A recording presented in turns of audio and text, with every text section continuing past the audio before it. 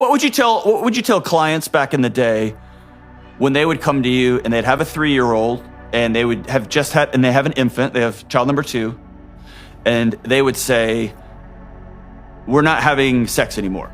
We have like an intimacy, we become co-managers of our house. And your response as a clinical psychologist would be, you've got to schedule it. You got to put it on the calendar. And the response always is, I don't want to do that anymore. Yeah, what's the follow-up? That's great. That's a great question. Well, my first response is, well, how often do you want to have sex? And people hate that. People hate that question. And so they avoid it.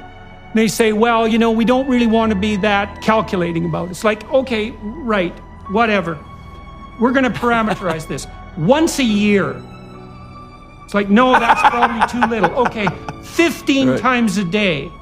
It's like, no, that's probably too much. Okay, so now we got some parameters here. It's somewhere between once a year and 15 times a day.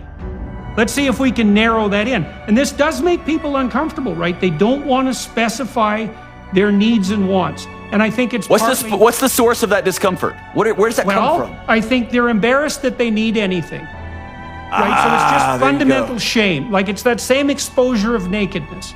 And then they're unwilling to share the information with their partner because it's revealing. And then they're afraid they're going to be rebuffed.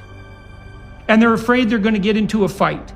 They've got lots of reasons not to want to do it. And that rolls back to those stories that have been haunting them since they were kids, right? Yeah. And they don't want to have the difficult conversation up front. And so we might say, well, okay, let's be reasonable about this. It's going to be some number of times a week. You guys have jobs, you have kids, you're busy.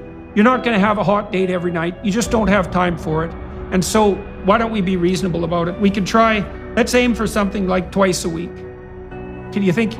Or maybe we could start with once a week.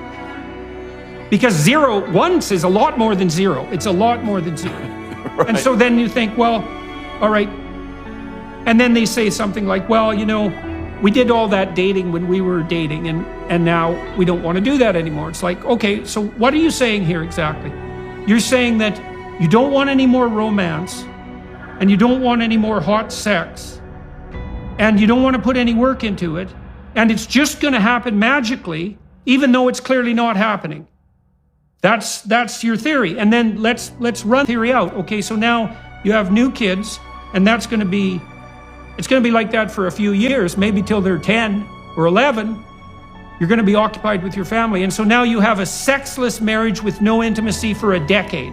So what does that look like in like 2032 when you're in divorce court? Right. How's that? Or you're recovering from some addiction, right? Right. Of work or of alcohol or whatever it is, because your body's got to meet that need somewhere, and if it can't get it a true deep connection, it will come up with all kind of cheap substitutes, right? Yeah, like an affair. That's right. Yeah, so of course you don't want to do this because it requires difficult negotiation, but how would you like to have your marriage deteriorate into hell over a 10-year period? How does that sound as an alternative? It's like, well, that's not very good. It's like, okay, so which of these two things are you more afraid of? And then when people really think that through, they think, oh yeah, well maybe, I could take the risk of making what I want known. And then, okay, so now you specify it. Well, a date, which night, how long? Are you going to find a babysitter? Are you going to do this every week? Who's going to be responsible for what in relationship to this date? All these details have to be negotiated. And then we remember, by the same logic that we've already employed, if this is 2 hours a week, then that's 15% of one day. That's another 5% of your life. And it's the intimate part of your life. And if you got that right, my God, you might be a much happier person.